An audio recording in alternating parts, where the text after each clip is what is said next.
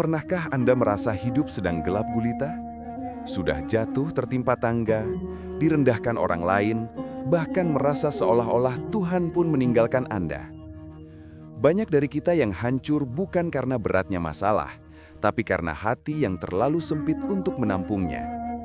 Padahal, Rasulullah Shallallahu Alaihi Wasallam pernah mengalami fase gelap yang sama, sebelum akhirnya Allah menurunkan 2 surah paling menenangkan dalam Al-Quran. Hari ini, kita akan membedah fikih ujian, sebuah seni agar hati tetap nyaman meski sedang disoal, tetap tenang meski sedang dicela, dan tetap kuat meski beban terasa mematahkan tulang punggung.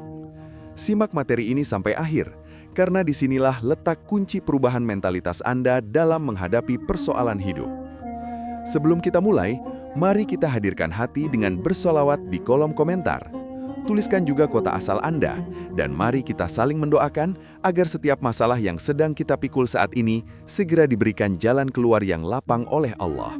Dalam kehidupan, tidak ada satupun hal yang akan berjalan sempurna sesuai keinginan kita.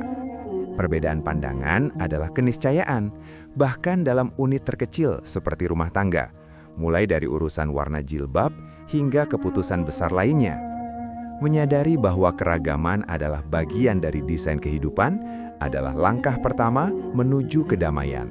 Mendapatkan celaan, direndahkan, atau disoal oleh orang lain adalah tanda bahwa kehidupan kita berjalan normal. Jangankan kita, manusia paling mulia seperti Rasulullah Shallallahu Alaihi Wasallam pun tak luput dari celaan. Malaikat, nabi, sahabat, hingga para ulama. Jika mereka saja dicela, apalagi kita yang belum menjadi apa-apa. Fokus utama dalam menghadapi persoalan bukanlah bagaimana menghentikan celaan, melainkan bagaimana memiliki seni mendapatkan ketahanan. Saat hati tenang, pikiran akan jernih dan tindakan akan terukur. Ketenangan adalah aset yang jauh lebih berharga daripada harta yang berlimpah namun penuh kegelisahan. Seringkali manusia diminta memilih antara menjadi kaya namun gelisah, atau miskin namun tenang. Meski secara naluri kita menginginkan kaya dan tenang, kenyataannya banyak orang terjebak dalam kegelisahan karena hatinya yang sempit, bukan karena jumlah materinya. Rasulullah Shallallahu Alaihi Wasallam pernah mengalami masa di mana wahyu tidak turun selama sepekan hingga sebulan. Di saat itulah musuh-musuhnya mulai menebar tuduhan bahwa Muhammad telah ditinggalkan Tuhannya. Fase jeda ini adalah ujian konsistensi. Apakah kita tetap berbuat baik saat dukungan mulai hilang? Setiap kali seseorang memutuskan untuk berbuat baik, pasti akan ada tantangan yang menguji keseriusan niat tersebut. Tantangan bukan untuk menghentikan kita, melainkan untuk membuktikan apakah komitmen kebaikan kita asli atau hanya sekadar emosi sesaat. Dalam keadaan terdesak dan penuh tuduhan itulah, Allah menurunkan surah Ad-Duha dan Al-Insyirah secara bersamaan.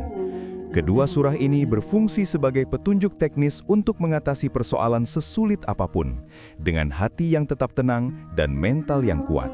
Materi ini tidak hanya berlaku untuk urusan ibadah, tapi juga sangat relevan dalam dunia bisnis.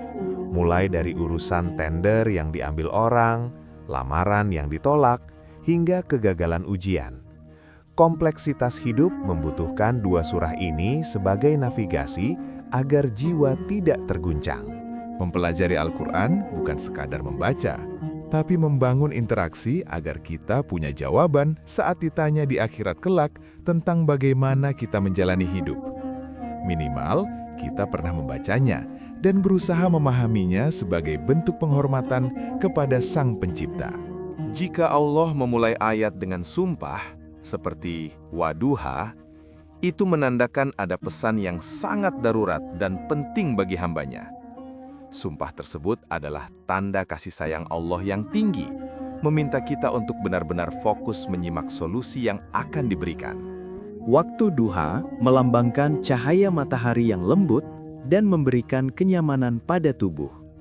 Secara filosofis, Wadduha adalah sumpah Allah demi segala kenikmatan, kebahagiaan, dan kenyamanan yang pernah kita rasakan dalam hidup.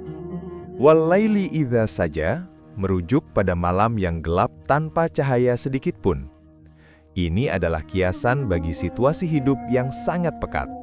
Saat kita merasa buntu, sulit melangkah, kehilangan selera makan, dan merasa terjebak dalam kegelapan persoalan yang gulita. Inti dari ad-duha adalah kalimat ma wadda'aka rabbuka wa qala. Tanamkan dalam jiwa sedalam-dalamnya bahwa Tuhanmu tidak pernah meninggalkanmu. Seperti suami yang membela istrinya saat berduka dan berjanji akan selalu bersama, begitulah Allah mendekap hambanya yang sedang kesulitan. Dalam Al-Quran, laki-laki diibaratkan matahari yang menyengat kuat untuk melindungi dan mengeringkan air mata, sementara perempuan adalah rembulan yang indah dipandang dan menenangkan. Keduanya harus berada pada fungsinya masing-masing agar tercipta harmoni dalam rumah tangga. Jika Al-Quran menyebutkan sebuah peristiwa tanpa menyebut nama spesifik dan waktu detail, berarti peristiwa itu akan dialami kembali oleh setiap generasi di masa depan. Kita semua akan merasakan momen gelap, namun solusinya tetap sama, dekati Allah. Saat masalah terasa mustahil diselesaikan, itu adalah kode dari Allah agar kita meninggalkan ketergantungan pada makhluk dan langsung mendekat kepadanya. Allah ingin mengabulkan doa Anda secara langsung tanpa perantara, sebagaimana yang terjadi pada Nabi Zakaria. Apapun situasi yang Anda rasakan, yakinkan diri bahwa Aku tidak akan meninggalkanmu. Keyakinan ini adalah bahan bakar utama untuk bertahan. Jangan biarkan ucapan orang lain membuat Anda merasa ditinggalkan oleh Tuhan. Segala sesuatu yang kita perselisihkan di dunia ini, mulai dari jabatan hingga harta, sebenarnya adalah hal-hal yang akan kita tinggalkan. Allah mengingatkan bahwa wal akhiratu khairun laka minal ula. Akhirat itu jauh lebih baik agar kita tidak terlalu larut dalam kesedihan dunia. Jangan terlalu dalam meratapi kehilangan, seperti proyek yang hilang atau lamaran yang ditolak. Sikapi dengan proporsional, karena memikirkannya secara berlebihan tidak akan mengubah keadaan. Orang yang bisa cepat move on lebih dekat dengan ridho Allah. Jika ridho Allah sudah datang, dua hal akan diberikan: ketenangan jiwa dan kemampuan untuk berikhtiar lebih baik. Ketenangan hati selalu diberikan lebih dulu, sebelum solusi duniawi. Karena hanya dengan hati yang tenang, kita bisa menemukan jalan keluar yang jernih. Alam yajudka yatiman fa'awa. Allah mengingatkan Rasulullah tentang masa yatimnya yang sudah dia selesaikan. Psikologinya adalah, jika ribuan masalah di masa lalu saja Allah tuntaskan, kenapa untuk satu masalah hari ini Anda harus kehilangan harapan? Jangan lupakan perlindungan Allah selama 20, 30, atau 50 tahun hidup Anda. Jika Anda berumur 50 tahun dan ada masalah baru yang datang 5 menit, jangan biarkan masalah yang baru sekejap itu menghapus syukur Anda atas perlindungan Allah selama setengah abad. Orang yang memiliki motivasi kuat untuk mencari solusi akan lebih cepat mendapatkan petunjuk atau hidayah dari Allah. Allah tidak hanya menyelesaikan masalah, tapi juga mengangkat derajat hambanya melampaui ekspektasi asalnya. Di akhir Ad-Duha, Allah memerintahkan agar kita berbagi, bercerita tentang nikmat. Kenikmatan sejati bukan saat dirasakan sendiri, tapi saat dibagikan. Membagi nikmat adalah cara terbaik untuk merasakannya secara berkualitas. Jika kita memahami sistem ujian Allah, maka tidak ada alasan untuk mengeluh. Masalah bukan beban, melainkan tangga untuk mencapai kualitas hidup yang lebih tinggi. Rumah tangga yang berhasil melewati masalah justru akan semakin nikmat dan bahagia. Seorang kakek mengajarkan, masalah itu seperti segenggam garam. Jika dimasukkan ke dalam gelas air yang sempit, rasanya akan sangat asin atau pahit. Tapi, jika dimasukkan ke dalam danau yang luas, rasa asinnya tidak akan terasa, dan air tetap segar. Masalah sekecil apapun akan terasa berat jika hati kita sempit sesempit gelas. Tapi, masalah sebesar apapun tidak akan berdampak jika hati kita luas seluas samudra. Itulah inti dari surah Al-Insyirah, meluaskan hati untuk menampung persoalan. Insyirah berarti meluaskan sesuatu sehingga terlihat lapang dan memudahkan segala hal masuk ke dalamnya. Dengan hati yang lapang, segala persoalan tidak akan meledak dalam jiwa kita, melainkan terserap dengan tenang untuk dicari solusinya. Meskipun musik memiliki notasi yang kompleks, ketenangan sejati menurut Al-Quran datang dari kelapangan dada. Kedisiplinan riset menunjukkan bahwa kebahagiaan kolektif hanya bisa dicapai jika kita tahu cara menata notasi hati di hadapan masalah. Beban yang diletakkan di pundak Wizer bisa membuat ujung kepala sampai kaki terasa sakit. Namun Allah menjanjikan bahwa Dia akan mengangkat beban tersebut, wa wada'na 'anka wizrak, agar tidak lagi membebani hidup Anda secara berlebihan.